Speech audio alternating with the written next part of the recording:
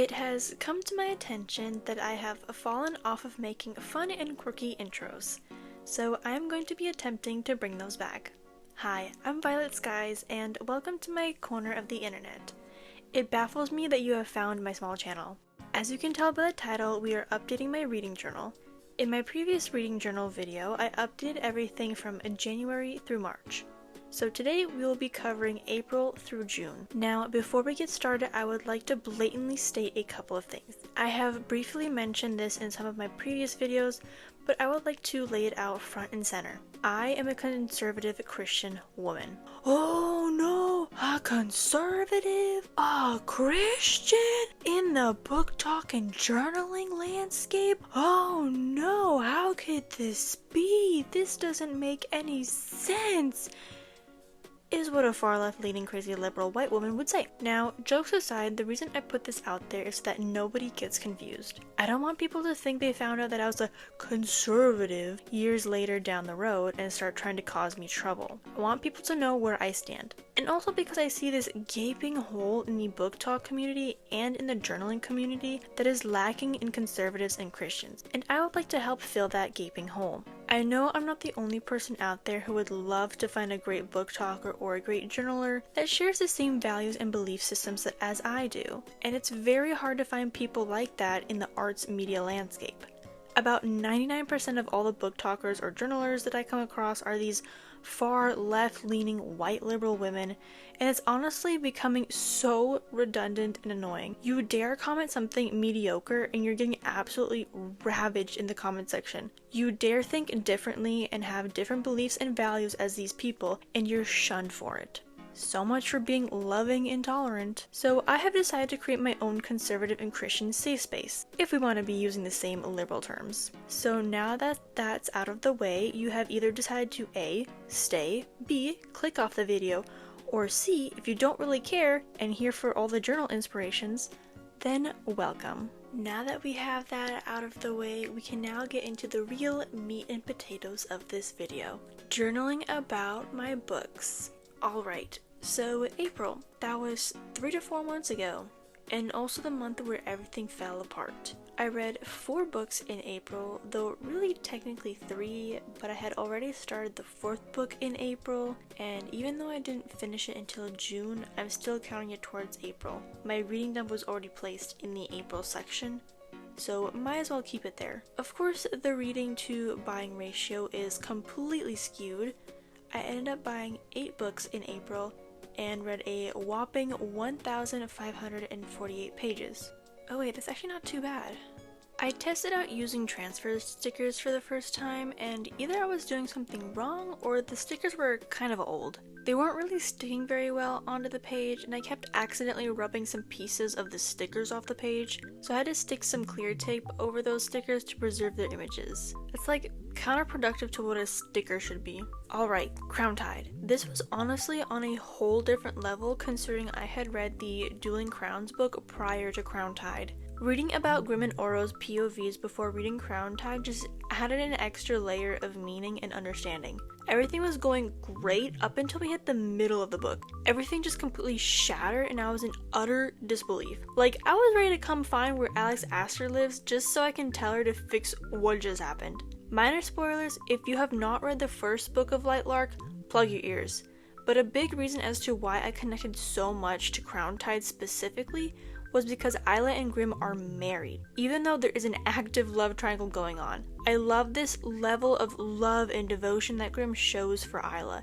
It's something that I desire to one day have a husband that loves me so much that he would do anything to protect me and so much more. Which is why this book was given a 5-star rating. I need more power couple books, a husband and wife duo specifically. There's something so deeply romantic about it. I am still gonna root for ILLIT and Grimm. Oro was nice and all, but he's not Grimm. I'm so scared for how this series is gonna end. So with Crowntide read and reviewed, let's take one last look at the final spread before we move on to my favorite book of the entire year so far. You guys are not ready for the rant that I have for Project Hail Mary. Oh my gosh, you guys, it is actually so bad. Not the book. the obsession that has grown out of reading this book and also watching the movie. I was so entranced that I read the book twice. At first I read it with my eyes and the rating came out to be about 4.5 out of 5 stars. But after going to watch the movie and listening to the audiobook, it got bumped up to a 5-star rating. I honestly cannot separate the book and the movie. They complement each other so well and kind of go hand in hand. And this may be the best book to movie adaptation that I have ever seen. Though technically, this may be the only book to movie adaptation that I have seen. Wait, I take that back. I did read and watch the Guardians of Ga'Hoole, if you guys have ever read that book series. But this is not the section to talk about owls. This is the section to talk about an astronaut and his space rock friend, Ryland Grace. Ryland Grace, my love. I cannot get over this man. Neither can I get over the absolute rabid obsession I have suddenly with Ryan Gosling on top of that. I loved Ryan Gosling before, but after Project Hail Mary, it has gotten so much worse than just enjoying him as an actor as a normal human being does. But okay, let's just talk about the book before I dive into the movie. I have never connected to a book character more than I have with Ryland Grace. He was a reluctant hero. If I had been in the same situation that he was in, I would have chosen the exact same response that he said. He felt real and human. Normally you're reading about a teenage girl who somehow saves an entire kingdom all by herself, and that's not always realistic. But with Grace, you get that human connection. He does things that any other human being would have done in a realistic manner. And it really tugs on my heartstrings. He's quirky, he's funny, and so relatable. And then there's Rocky. I didn't really connect with Rocky as much as I did with Grace, but he is a great addition to the story. In the end, they both needed a friend and they were that friend for each other. You can tell that I have a lot to say about Project Hail Mary by seeing how much that rant has bled over into the next book review. We will come back to that rant in just a second, I will promise you that. For now, let's talk about Rose in Chains. I will say I am not proud that it took me until June to finish this book.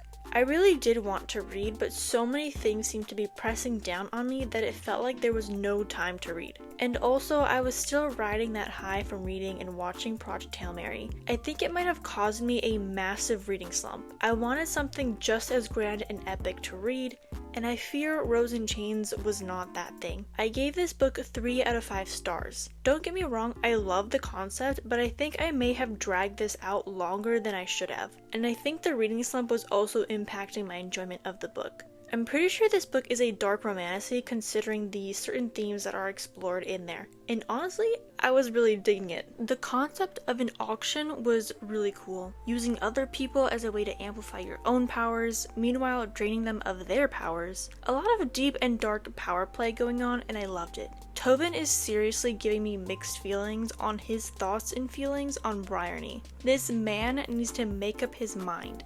It's stressing me out. Alright, time to take a look at what we're doing for May.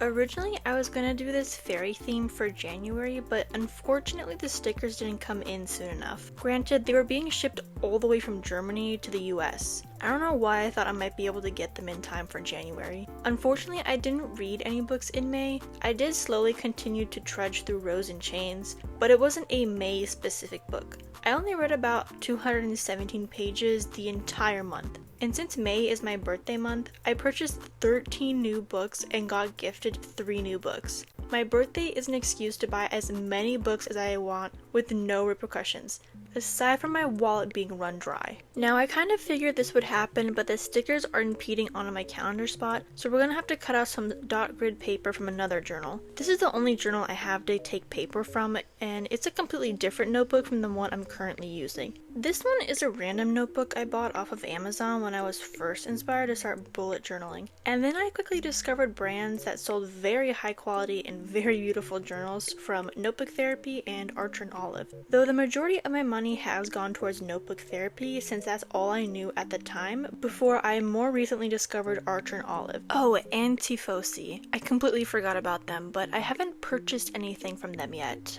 I've yet to test out an Archer and Olive notebook, so I might use one next year as my new reading journal. I'm not entirely sure yet, but I really should start planning out next year's reading journal so that way it's ready to go from day one. For the past 2 years, I haven't had a single reading journal ready to go as soon as it hits January 1st. I'm usually just finishing them when we are 3 months into the year. What the dog doing?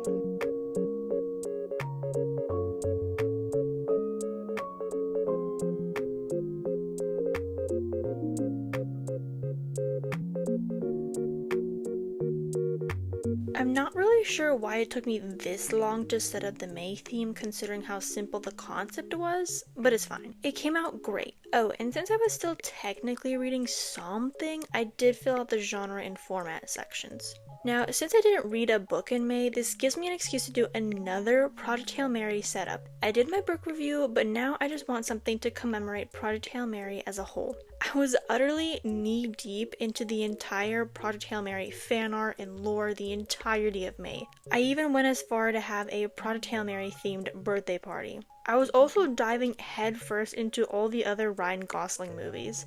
I've now watched 15 out of the 30 Ryan Gosling movies that he's done, and I must say I can't believe I somehow missed The Fall Guy.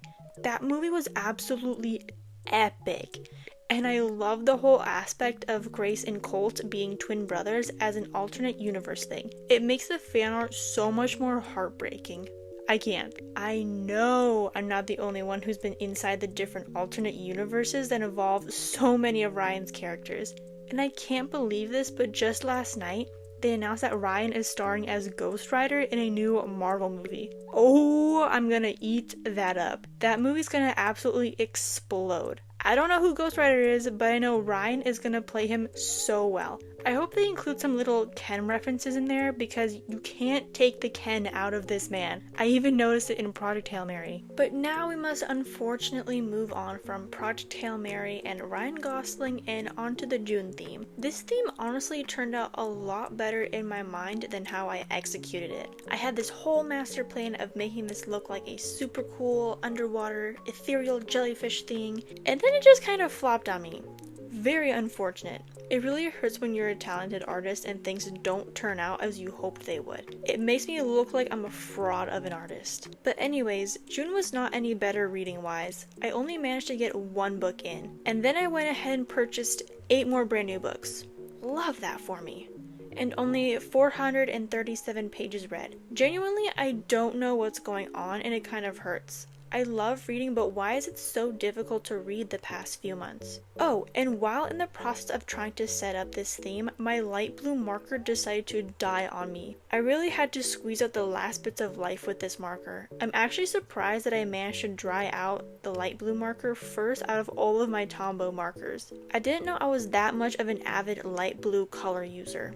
And I've had this marker for about 2 years or so.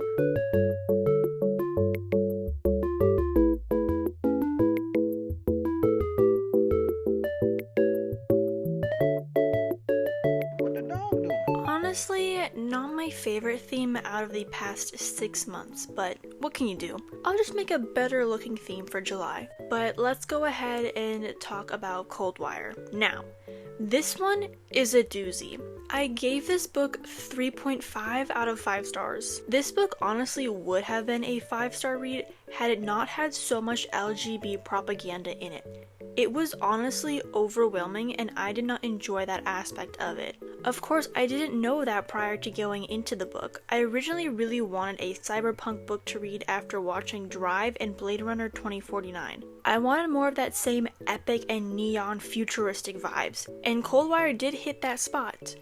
To an extent. There was a fairly prominent side character that openly said they were bisexual, and the usage of the they-them pronouns immediately took me out of the story, and it made it really hard to follow along. It was also very hard to put a face to this character because I could not figure out if this character was actually male or female. They were just an atom blob. And then, of course, the usual side character that liked the same gender as they were. I'm reading a book to escape the real world. I don't want the real world finding me in my escape. It's honestly becoming so frustrating to find books that don't even have a sprinkle of LGBT stuff in it. Every single book that I have read so far this year has had some sort of character that was gay or lesbian. And mind you, The majority of the books that I have read are YA. Why is this kind of stuff in young adult books? That is the definition of indoctrination. A sprinkle here, a sprinkle there. Before you know it, the kids are okay with this kind of stuff. It's terrible.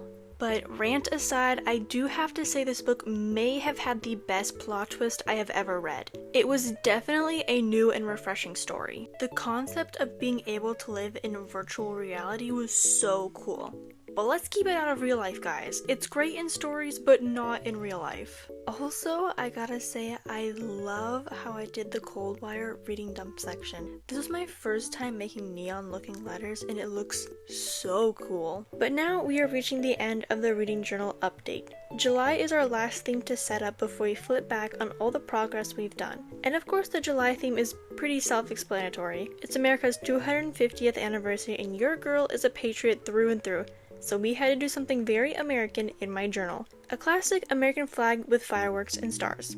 This theme came out so much better than I ever could have imagined. I couldn't even think of how to put this theme together. Everything was kind of just thrown together and it created a very nice spread. Not only that, but I was also super pumped and excited for July 4th, and it may have been the best July 4th I've ever experienced. I could feel that American blood running through my veins. But of course not everybody could set aside their grievances for one single day and just celebrate America. It made me extremely sad to keep running into posts online about people still hating on America when they actively live in America. So many dumb posts about people saying how other people are still not free and are oppressed in America. Like, girl, you are so privileged in America that you have the privilege to say that online and not get arrested for it. Had you lived in and said the exact same thing about a different foreign country like Iran, that's it, you're done for. You can't even speak out as a woman in that country. I'm not a feminist, but it's food for thought. Women can say the most outlandish things in America and have zero repercussions for it. So, America. Hell yeah. Okay, wow, did I get to talk about a lot of different things. From books, to movies, to Ryan Gosling, and political issues. What a wide range of topics. I love talking about all my interests with the world, but now that we've reached the end, it's time to flip back and take a final look at all the updated pages. I may not have had the best reading progress the past 3 months, but it was still enough to talk about them, and technically I have reached the halfway mark of my reading goal, which is amazing. I actually think I might be able to hit that 30 book reading goal by the end of the year. Well, Christmas time might wreck that, but we'll certainly try.